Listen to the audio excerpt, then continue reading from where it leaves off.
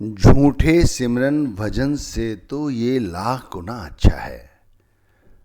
तो पहले हम झूठे सिमरन भजन पर ही बात करते हैं। झूठ यानी कि झूठ, शुरू से अंत तक झूठ ही झूठ। यदि हम भक्ति करते हैं, जो भी भक्ति करते हैं, और वो झूठ है, यानी हमारी आत्मा तक वो नहीं पहुंची, तो वो भक्ति झूठी ही रहती है। और हम गफलत में रहते हैं कि हम लगातार गुरु भक्ति, नाम भक्ति, परमात्म भक्ति कर रहे हैं, सिमरन भजन कर रहे हैं। अगर कर रहे हैं तो उसका फायदा भी तो नजर आना चाहिए। जब हम किसी डॉक्टर के पास जाकर कोई प्रिस्क्रिप्शन लेते हैं और वो मेडिसिन हम खाते हैं तो हमें उसका फ़ायदा नज़र आता है। क्या फ़ायदा नज़र आता है कि हम थोड़े दिनों में अपने आप को स्वस्थ पाते हैं। पहले की अपेक्षा हमारी स्थिति सुदृढ़ हो जाती है, अच्छी हो जाती है। तो यही चीज़ हमें हमारे सिमरन भजन में दिखाई देनी चाहिए। गुरु भी इसी तरह का वैद्य है। जो डॉक्टर है, हमारी बीमारियों से हमें बचाता है और अच्छी प्रिस्क्रिप्शन लिखकर हमें अच्छी अच्छी मेडिसिन देता है और हम उस असाध्य रोग को सही में तब्दील कर लेते हैं। इसी तरह हमें अनेक और रोग हैं जो हमारे आत्मिक रोग हैं, मानसिक रोग हैं, जिनसे हम परेशान रहते हैं। इन्हीं रोगों से उबरने के लिए या बचने के लिए या इनसे विजय प्राप्त करने के लिए हम अपने संत सदगुरु के पास गए और उन्होंने हमें नाम का होका दिया। नाम के साथ जुड़ने का तरीका, साधन समझाया और हम वो साधन और तरीका अपना कर करने लगे। लेकिन हमारे कुछ फ़ायदा नहीं हुआ। जैसे वो डॉक्टर की दवाई खाई तो फ़ायदा हुआ, यहाँ पर हमें फ़ायदा नहीं हुआ। फिर हम सोचते हैं शायद हमारा गुरु ही पूरा नहीं है, लगता है ये नाम ही अधूरा है। इस तरह के कई विचार मन में या भ्रम पाल लेते हैं। हकीकत ये है कि जिस तरह से हमें सिमरन करना या भजन करना या भक्ति करना सिखाया जाता है, हम वो सब नहीं करते। हम अपनी मन मर्जी की भक्ति करते हैं, झूठी भक्ति करते हैं। सिमरन और भजन एक ऐसी प्रक्रिया है, यदि इसे पूरी ईमानदारी से किया जाए तो जिस तरह डॉक्टर की दवाई खाई और अपना असाध्य रोग से आप सही हो गए, इसी तरह जो हमें मानसिक आत्मिक पीड़ाएं हैं ये भी शांत हो जाती हैं और सदा सदा के लिए शांत हो जाती हैं। लेकिन हम झूठे सिमरन भजन में इस कदर फंसे हुए हैं कि हम इससे ऊपर नहीं उठ पाते। हम करते क्या हैं?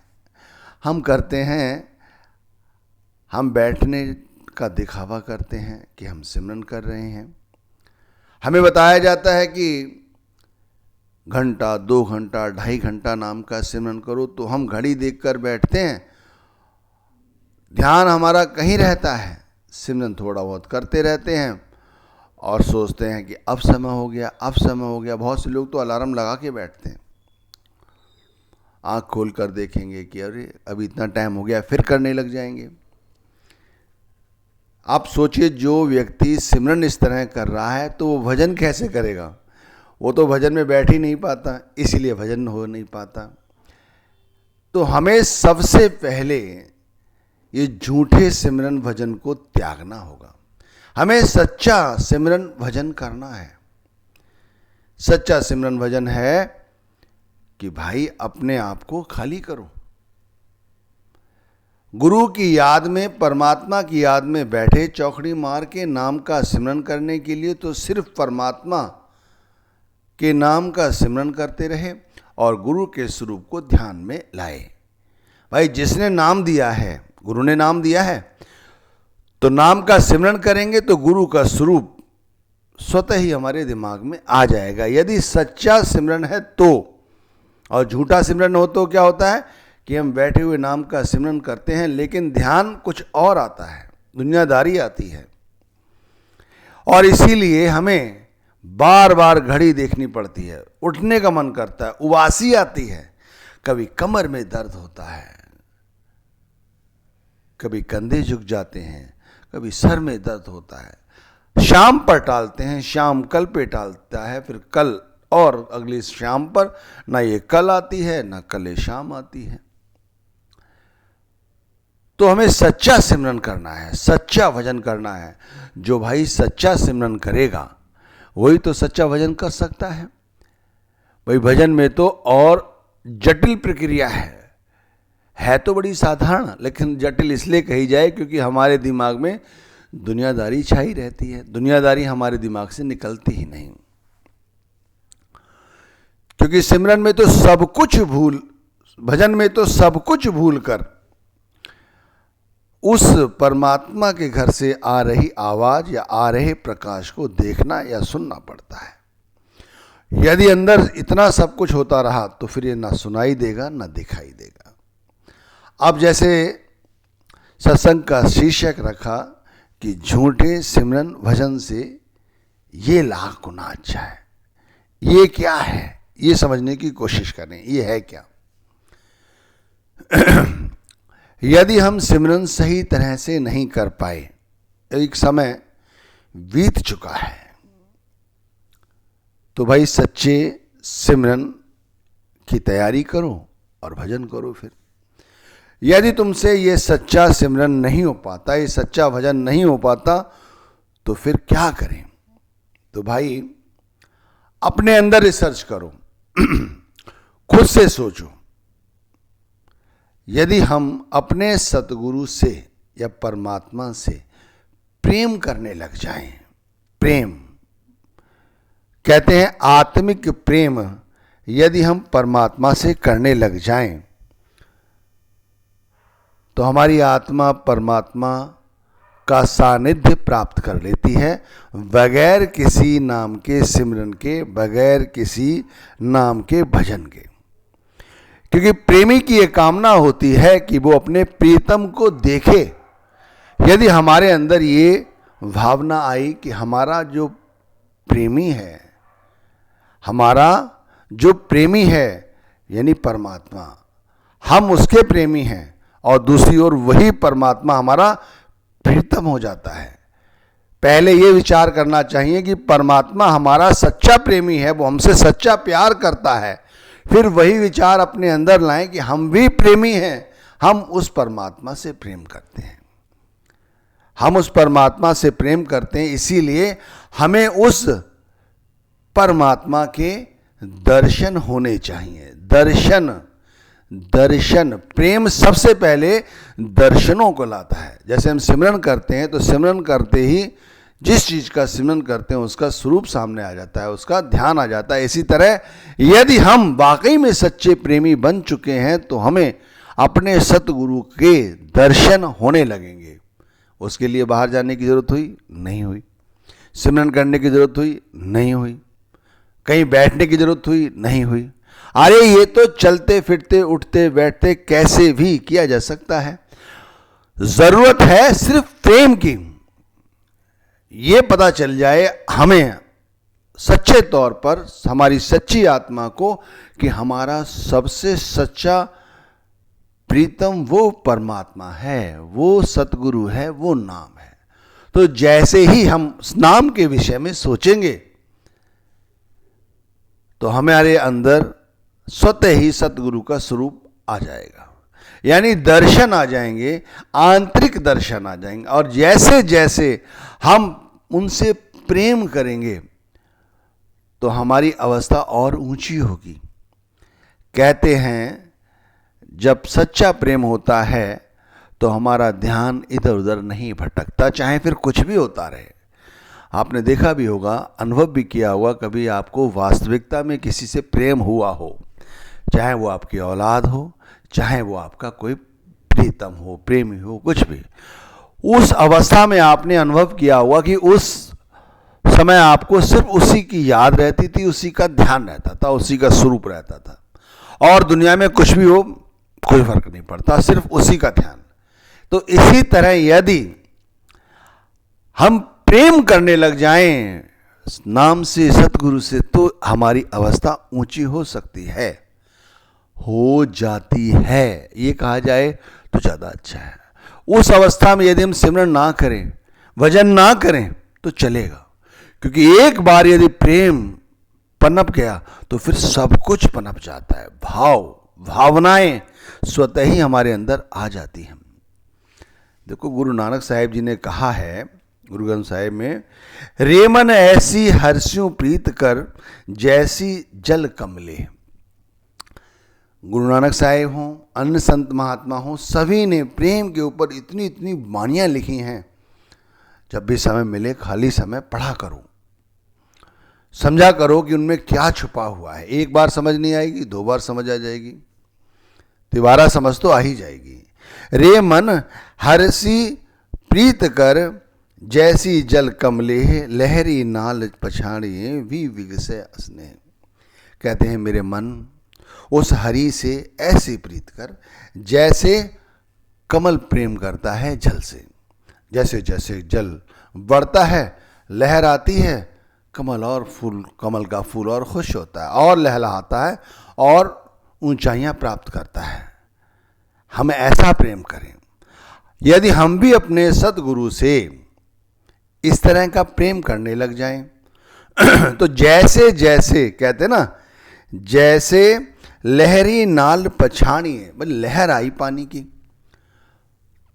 तो कमल का फूल जो है वो प्रफुल्लित होता है, खुश होता है और खिलता है। इसी तरह हमें भी जब सद्गुरु का स्वरूप हमारे ध्यान में आएगा तो हम और आनंद प्राप्त करेंगे, और शांति प्राप्त होगी हमारे अंदर, और अभिलाषा होगी कि हम और परमात्मा से प्रेम करें, और परमात्मा के प्रति हमारी आस्था बढ़ेगी। समझने की कोशिश कीजिए, ये सिर्फ चौपाई या गुरु ग्रंथ साहिब की पौड़ी इसीलिए लिखी गई है इस आखी कि हमें समझ आए। संतों महात्माओं ने अपने एक्सपीरियंस बहुत अच्छे तरह से हमारे साथ साझा किए हैं। रे मन ऐसी हर्ष्यों प्रीत कर, हरि माने वो नाम, वो परमात्मा, उससे प्रीत कर जैसी जल कमले। जल और कमल का रिश्ता किस तरह बताया है। हमारी आत्मा का भी उस परमात्मा के साथ ऐसा ही रिश्ता होना चाहिए, ये समझने की कोशिश करें। जैसे कमल का फूल और जल का रिश्ता, इसी तरह हमारी आत्मा का और परमात्मा का रिश्ता होना चाहिए। हमसे नाम का सिमरन नहीं होता, हम नहीं बैठ पाते, हमारा शरीर दर्द करने लगता है। हम ध्यान करते हैं तो हमारे ध्यान में दुनियादारी आती है, हम पे तब भी ध्यान नहीं होता, तब भी सिमरन नहीं होता। समय से पहले ही उठ जाते हैं, बैठे रहते हैं, आंखें घड़ी पे रहती हैं। ये सिर्फ इसीलिए है क्योंकि हमें अभी हरि से, गुरु से प्रेम नहीं है। एक बार रिश्ता जैसे ये बताया है कि कमल के फूल का और जल का रिश्ता, ऐसे यदि रिश्ता हो जाए तो फिर हमारी स्थिति ऐसी हो जाएगी जैसे गुरु घर फरमा रहे हैं। एक जगह कबीर साहब ने कहा है, नैनों की कर कोठरी पुतली पलंग बिछाए, पलकों की चिकडार के पी को लिया रिझाए। वो तीसरा क्या रास्ता है। सिमरन हम कर नहीं पाते, सच्चा सिमरन हमसे होता नहीं, तो हम प्रेम करें। तो कबीर साहिब कहते हैं कि यदि हम अपने नैनों में, भाई नैनों की करकोटी यानी नैनों में अपने परमात्मा को बसा लें, अपने सद्गुरु को बसा लें, और उसमें जो हमारी पुतलियां हैं, यदि हम अपनी उन पुतलियों में जहां दुनियादारी बैठी हुई है वहां अपने श्री हरि को बैठाएं, इस नाम को बैठाएं, अपने सद्गुरु को बैठाएं और आंखें बंद कर लें। दुनियादारी की ओर से आंखें बंद कर लें, कोई जरूरत नहीं है सिमरन करने की।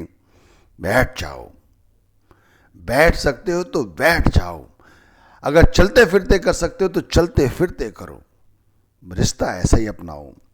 नैनों की कर कोठरी पुतली पलंग बिछाए, पलकों की चिक डार के, अपने दोनों पलकें बंद कर लो। ये चिक समझते हो, सेंटे वाली चिक होती है, उसे डाल देते हैं तो बाहर जो मिट्टी होती है, जो धूप होती है, हवा चलती है, अंदर नहीं आती, तो बाहर जो हो रहा है वो फिर अंदर नहीं आएगा।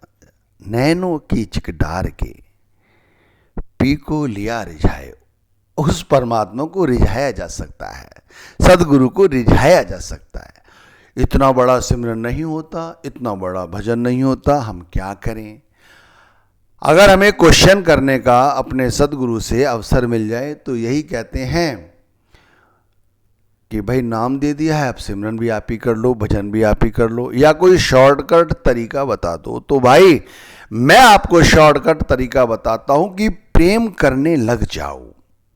किस तरह से गुरु घर ने फरमाया कि कमल के फूल का और जल का रिश्ता है। कबीर साहब किस तरह समझा रहे हैं बड़े प्रेम से। इसमें कोई खर्चा हो रहा है? नहीं हो रहा है। भावनाएं तो अंदर लानी, अगर प्रेम है तो भाई प्रेम को बढ़ाओ, पौधा लगाओ, उसमें प्रेम का ही जल दो, प्रेम की ही खाद दो, प्रेम की ही धूप दो, प्रेम की ही हवा दो, पौधा पनपेगा। ऐसा पनपेगा फिर, जैसे कवि साहब कहते हैं, नैनों की करकोठरी, हमारे नैनों में वो शब्द बैठेंगे, पुतली पे वो नाम, वो फरी, फिर चिक डार दी, दुनियादारी से मुंह मोड़ लिया, और फिर पी को लिया रिझाया, यानी उस परमात्मा को फिर रिझाया लिया जाता है। गुरु नानक साहब ने इसी प्रेम को मछली और नल के नीर यानी जल के साथ उनका संबंध भी व्यक्त किया है, वो भी समझने की कोशिश करें। रे मन ऐसी हर्ष्यों प्रीत कर जैसी मछली नीर, आप समझने की कोशिश करें। मछली और जल का संबंध आप समझा रहे हैं कि जैसे मछली नीर, मछली और नीर यानी कि मछली और नीर, जल का संबंध किस तरह बयान कर रहे हैं? ज्यों अधिकऊं त्यों सुख खणो, मन तन शांत शरीर। भाई जैसे जैसे जल बढ़ता है, जल की लहरें आती हैं, वो जल में खेल खेलती है, जल में ही रहती है, तो उसके क्या है? सुख खणो, तन शांत शरीर, उसका शरीर भी शांत रहता है, मन भी शांत रहता है, आत्मा भी शांत रहती है। केवल जल का संबंध उसने जोड़ा हुआ है, जल के साथ जुड़ी हुई है। बिन जल घड़ी न जीवई, प्रभु जाने अब पीर। कहते एक पल के लिए उस जल से जब विमुख हो जाती है तो उसके पीर जो है वो उसके प्रभु ही समझ सकते हैं, उसका परमात्मा ही समझ सकता है। कितना प्रेम करती है उस जल के साथ। गुरु घर ने ऐसे नहीं समझाया है, उन्होंने भी अपने इष्ट से इसी तरह प्रेम किया होगा। एक बार प्रेम पनप जाए तो सब कुछ हो सकता है। हो सकता है सिमरन भजन में मन नहीं लगता है, नहीं लगता है, वाकई में नहीं लगता है। दुनियादारी इतनी प्रबल है, माया इतनी प्रबल है कि हमें नहीं करने देती है सिमरन भजन। पर भाई प्रेम यदि एक बार हो गया, फिर ये झूठे सिमरन भजन से तो ऊपर उठ जाओगे। भी सोचते हैं ना कि टाइम पूरा हो जाएगा, हमारा काम हो जाएगा। नहीं, काम नहीं बनेगा। एक बार प्रेम हमारे अंदर पनप गया फिर ये छिपता नहीं, फिर तो हमें हर वक्त हर जगह अपना हरि नाम ही दिखाई देता है। प्रेम छिपाया ना छिपे, चाघट परगट होए, जो पैमुख बोले नहीं, तो नैनन देत है रोए, तो नैनन देत है रोए। मैंने ऐसे भी प्रेमी देखे हैं भाई, दुनियादारी के काम धंधे इस तरह कर रहे हैं, उनकी लौ जब आठों पहर अपने सदगुरु के नाम के साथ जुड़ी हुई है